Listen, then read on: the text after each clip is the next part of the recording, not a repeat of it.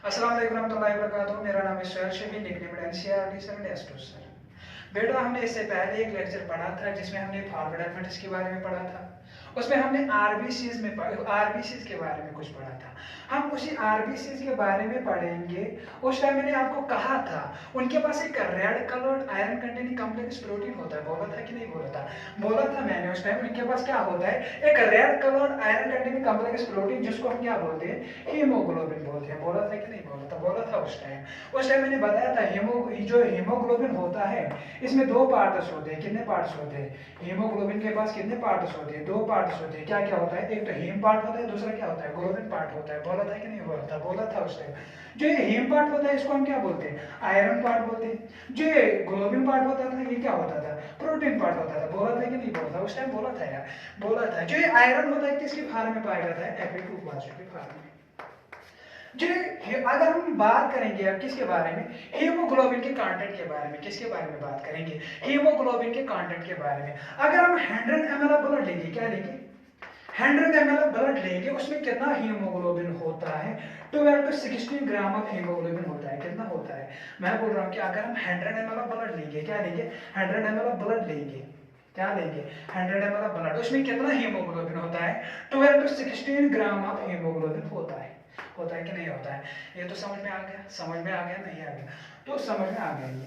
अब बात आती है कि जो आरबीसीज होते हैं ना, इनमें जो न्यूक्लियस होता है वो एब्सेंट होता है। क्या होता है? जो इनमें न्यूक्लियस होता है ना, इसमें वो न्यूक्लियस एब्सेंट होता है। न्यूक्लियस इनमें क्या होता है? न्यूक्लियस इनमें एब्सेंट होता है। मैं क्या बोल रहा हूँ, जो आरबीसीज होते हैं ना, इनमें न्यूक्लियस एब्सेंट होता है। ये ई न्यूक्लिएटेड होते हैं। क्या होते हैं? ई न्यूक्लिएटेड होते हैं। अब जो इसके बारे में लास्ट पॉइंट है बेटा, वो क्या है? आरबीसीज के बनने को हम क्या कहते हैं? एरिथ्रोपोइसिस। फॉर्मेशन ऑफ आरबीसीज को हम क्या कहते हैं बेटा?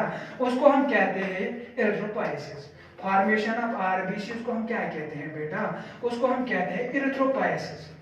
ये बात याद रखना बेटा, ये बहुत ही इंपॉर्टेंट पॉइंट है। क्या? जो फॉर्मेशन ऑफ आरबीसीज होती है उसको हम क्या बोलते हैं? एरिथ्रोपोइसिस। ये बातें क्लियर हुई? समझ में आया? जो मैंने आज पढ़ा, पहली बात मैंने क्या पढ़ा है? हीमोग्लोबिन के कंटेंट के बारे में। जो हीमोग्लोबिन का कंटेंट होता है वो कितना होता है? 12 to 16 ग्राम। कितने?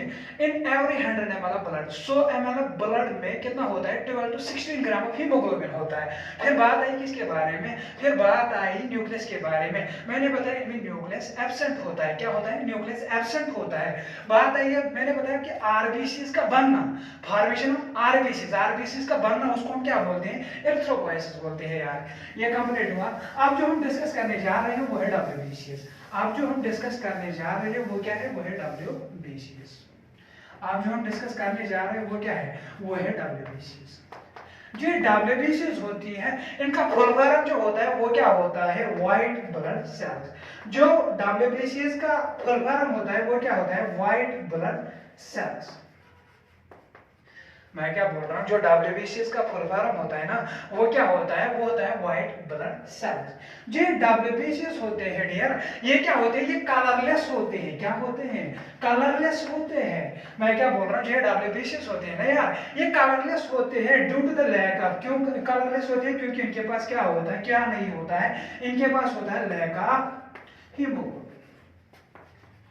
मैं क्या बोल रहा हूँ? मैं बोल रहा हूँ जो ये डब्ल्यूबीसीएस होते हैं ना, ये कलरलेस होते हैं। इनके पास कोई कलर नहीं होता है। क्यों नहीं होता है? मैंने बताया इनके पास क्या नहीं होता है? हीमोग्लोबिन नहीं होता है। मैंने उस टाइम बताया था, आरबीसीएस में बताया था, जो ये हीमोग्लोबिन होता है ये कलर देता है उनको, इसीलिए उनका नाम भी पड़ा था क्या? Red blood cell.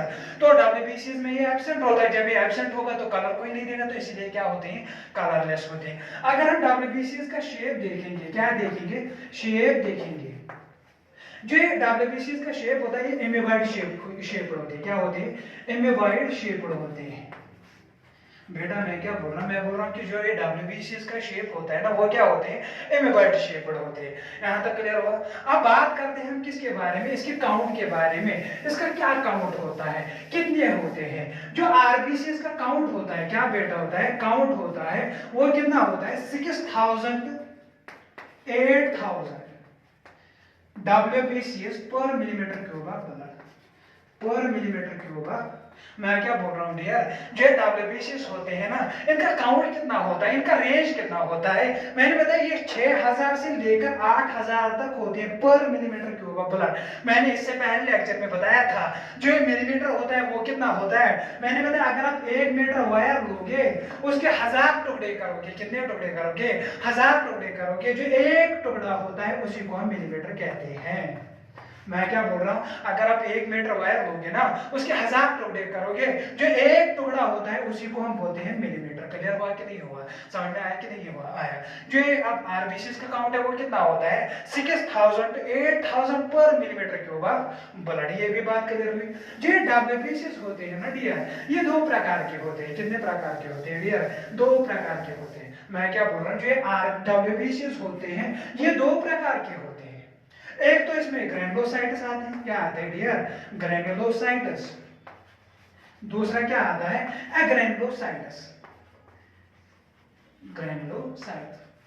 मैं क्या बोल रहा हूँ बेटा, जो डब्ल्यूबीसीज होते हैं ना, ये 2 प्रकार के होते हैं। कितने प्रकार के होते हैं? 2 प्रकार के होते हैं। एक तो ग्रैनुलोसाइट्स आते हैं, दूसरा क्या आता है? ग्रैनुलोसाइट्स। अब ग्रैनुलोसाइट्स क्या होते हैं? जिनमें ग्रैनुलस प्रेजेंट होते हैं उनको ग्रैनुलोसाइट्स कहते हैं। जिनमें ग्रैनुलस एब्सेंट हो उनको हम क्या कहते हैं? एग्रैनुलोसाइट्स। समझ में आ रहा है कि नहीं आ रहा है? मैं क्या बोल रहा हूँ, जो डब्ल्यूबीसीज होते हैं वो 2 प्रकार के होते हैं। कितने प्रकार के होते हैं डियर? 2 प्रकार के। एक तो ग्रैनुलोसाइट्स, दूसरा क्या होता है? एग्रैनुलोसाइट्स। जो ग्रैनुलोसाइट्स होते हैं ये वो होते हैं जिनमें क्या होता है? ग्रैन्यूल्स पाए जाते हैं। और एग्रैनुलोसाइट्स कौन होते हैं? ये वो सेल्स होते हैं जिनमें ग्रैन्यूल्स क्या होते हैं? एब्सेंट होते हैं। ये बात तो क्लियर हुई।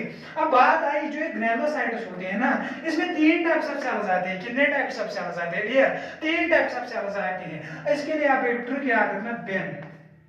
क्या याद रखोगे? बेन। आप लोगों ने कार्टून्स तो देखे होंगे, आपने बेन 10 के बारे में तो सुना होगा कि नहीं सुना होगा? बेन 10 के बारे में तो आप लोगों ने सुना होगा, जो बेन 10 के बारे में वॉचेस आते हैं वगैरह आते हैं। तो यहाँ पे भी ट्रिक वैसी है कि इसके ऊपर क्या आप याद रखोगे? बेन।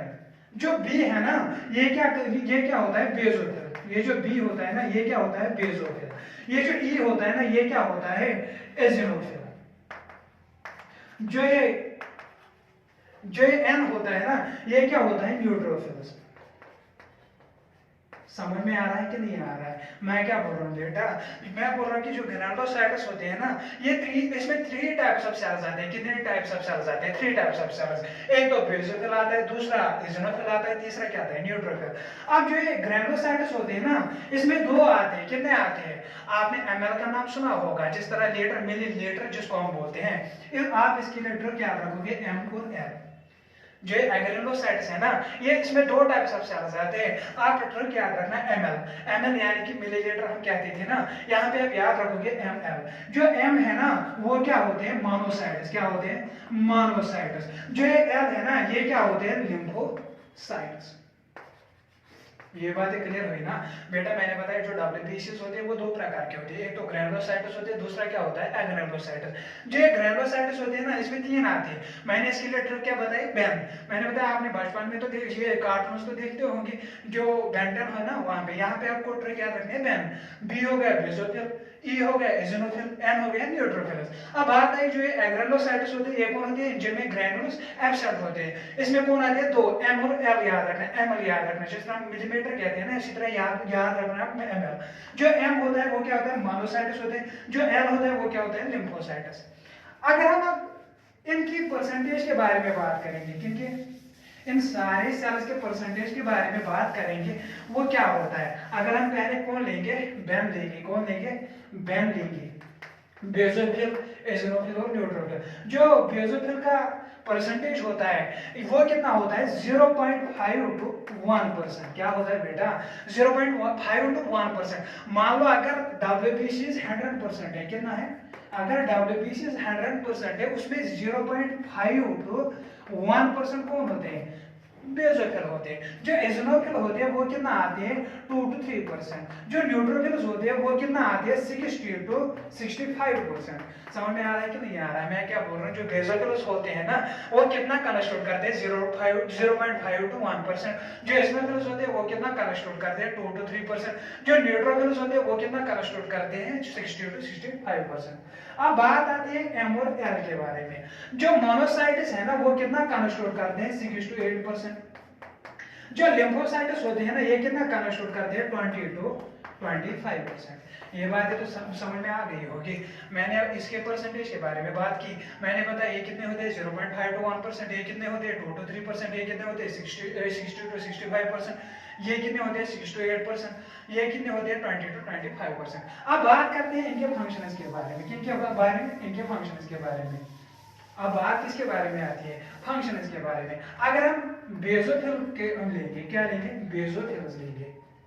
मैं क्या बोल रहा हूँ यार, अगर हम बेसोफिल्स लेंगे, ये बेसोफिल्स क्या करता है, ये सिक्रीट करता है, इसका ये सिक्रीट 3 चीजें करता है। कितनी चीजें करता है बेटा, 3 चीजें सिक्रीट करता है। कितनी चीजें सिक्रीट करता है, 3। एक तो ये सेरोटोनिन सिक्रीट करता है, सेरोटोनिन सिक्रीट करता है। दूसरा क्या करता है, सिक्रेटिन करता है। दूसरा क्या है, सिक्रेट करता है, सिक्रेटिन। एक तो सेरोटोनिन, दूसरा दूसरा क्या होता है, हिस्टामाइन, हिस्टामाइन होता है। जो तीसरा होता है वो क्या होता है, हिपेरिन। बेटा मैं क्या बोल रहा हूँ, मैं बोल रहा हूँ कि जो बेसोफिल होते हैं ना, ये 3 चीजें सिक्रेट करता है। कितनी चीजें सिक्रेट करता है, 3 चीजें। एक तो सेरोटोनिन, दूसरा क्या होता है, हिस्टामाइन, तीसरा क्या होता है, हिपेरिन। जो हिस्टामाइन और सेरोटोनिन होता है ना, ये क्या होते हैं, ये इन्फ्लेमेशन के साथ वाबस्ता होते हैं, ये इन्फ्लेमेटरी रिएक्शंस के साथ वाबस्ता होते हैं, इन्फ्लेमेटरी रिएक्शंस के साथ वाबस्ता होते हैं। मैं क्या बोल रहा हूँ, जो सेरोटोनिन और हिस्टामाइन होते हैं ना, ये किसके साथ वाबस्ता होते हैं, इन्फ्लेमेटरी रिएक्शंस के साथ। आपको कभी तो किसी मच्छर वच्छर ने तो काटा होगा, तो फिर आपको सूजन हुई होगी। जो सूजन होती है ना, वो कौन करवाते हैं, वो ये हिस्टामाइन और सेरोटोनिन करवाते हैं। अगर मैं इनडायरेक्टली कहूंगा तो वो कौन करवाता है, बेसोफिल करवाता है। तो अब इन्फ्लेमेटरी रिएक्शन के साथ कौन वाबस्ता होता है, बेसोफिल होता है यार। अब बात आती है हिपेरिन की। ये जो हिपेरिन होता है ना, ये एंटी कोआगुलेटिंग एजेंट होता है। क्या होता है, एंटीकोआगुलेटिंग, एंटीक्लॉटिंग एजेंट होता है, यानी कि ये कोआगुलेशन नहीं होने देता है। कौन, हिपेरिन। मैं क्या बोल रहा हूँ, जो हिपेरिन होता है ना, ये ब्लड को क्लॉट नहीं होने देता है। कौन, हिपेरिन। समझ में आया मैंने क्या बताया, जो बेसोफिल्स होते हैं वो 3 चीजें सिक्रेट करता है। एक तो सेरोटोनिन, दूसरा हिस्टामाइन, तीसरा हिपेरिन। जो सेरोटोनिन और ये हिस्टामाइन होता है, वो क्या करवाता है, इन्फ्लेमेटरी रिएक्शंस, यानी कि वो इन्फ्लेमेशन वगैरह वो कौन करवाता है, वो बेसोफिल्स करवाता है। जो हिपेरिन होता है वो क्या होता है, एंटीकोआगुलेटिंग एजेंट होता है, यानी कि एंटी कोआगुलेशन ये एजेंट होता है, यानी कि ये कोआगुलेशन को नहीं होने देता है, ये ब्लड क्लॉटिंग नहीं होने देता है। क्लियर हुआ कि नहीं हुआ। अब बात आती है न्यूट्रोफिल्स और मोनोसाइट्स के बारे में। अब किसके बारे में बात आ रही है, अब बात आती है न्यूट्रोफिल्स और मोनोसाइट के बारे में। अब बात आती है किसके बारे में, न्यूट्रोफिल्स एंड मोनोसाइट। जो न्यूट्रोफिल्स और मोनोसाइट्स होते हैं ना, ये क्या करवाते हैं, ये फैगोसाइटिक सेल्स होते हैं। ये क्या होते हैं, फैगोसाइटिक सेल्स होते हैं। अब बात है सही, फैगोसाइटिक मतलब क्या हो गया, ये एनवेलप करते हैं फॉरेन ऑर्गेनिजम्स को, ये डिस्ट्रॉय करते हैं फॉरेन ऑर्गेनिजम्स को जो हमारी बॉडी में एंटर करते हैं। मैं क्या बोल रहा हूँ, जो ये न्यूट्रोफिल्स और मोनोसाइट्स होते हैं ना, ये डिस्ट्रॉय करते हैं फॉरेन ऑर्गेनिजम्स को। क्या करते हैं, डिस्ट्रॉय करते हैं फॉरेन ऑर्गेनिजम्स को जो हमारी बॉडी में एंटर करते हैं। समझ में आ रहा है कि नहीं आ रहा है। मैं क्या बोल रहा हूँ, जो न्यूट्रोफिल्स और मोनोसाइट्स होते हैं ना, ये फैगोसाइटिक सेल्स होती हैं। अब बात है सर वो क्या मतलब हो, मैंने बताया जो फॉरेन ऑर्गेनिज्म हमारी बॉडी के अंदर आता है उसको ये क्या करते हैं, डिस्ट्रॉय करते हैं, उसको ये खत्म करते हैं। समझ में आया कि नहीं आया। अब बात आई किसके बारे में, अब बात आई इज़िनोफिल्स के बारे में। जो इज़िनोफिल्स होते हैं ना बेटा, इज़िनोफिल्स होते हैं ना, ये 2 काम करते हैं। क्या करते हैं, 2 काम। इज़िनोफिल्स क्या करते हैं, 2 काम करते हैं। क्या क्या करता है, एक तो ये रेजिस्ट करता है इन्फेक्शंस। क्या करता है, रेजिस्ट करता है इन्फेक्शंस। दूसरा क्या करवाता है, ये एसोसिएट होता है विद एलर्जिक रिएक्शंस के साथ। क्या होता है, एलर्जिक रिएक्शंस के साथ। मैं क्या बोल रहा हूँ बेटा, मैं बोल रहा हूँ जो ये इज़िनोफिल्स होते हैं ना, ये 2 काम करता है, 2 फंक्शंस करता है। एक तो ये रेजिस्ट इन्फेक्शंस करता है, दूसरा क्या करता है, एलर्जिक रिएक्शंस के साथ वाबस्ता होता है। समझ में आया कि नहीं आया।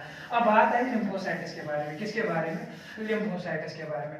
जो लिम्फोसाइट्स होते हैं डियर, क्या होते हैं, लिम्फोसाइट्स होते हैं डियर, ये 2 प्रकार के होते हैं। कितने, 2 टाइप्स ऑफ लिम्फोसाइट्स होते हैं। एक तो बी लिम्फोसाइट्स होते हैं, दूसरा टी लिम्फोसाइट्स होते हैं। मैं क्या बोल रहा हूँ डियर, जो लिम्फोसाइट्स होते हैं ना ये दो प्रकार के होते हैं। एक तो बी लिम्फोसाइट्स होते हैं, दूसरा क्या होता है टी लिम्फोसाइट्स।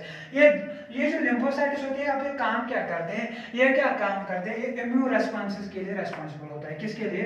इम्यून रेस्पॉन्सेज के लिए रेस्पॉन्सिबल होता है, इम्यून रेस्पॉन्सेज के लिए रेस्पॉन्सिबल होता है।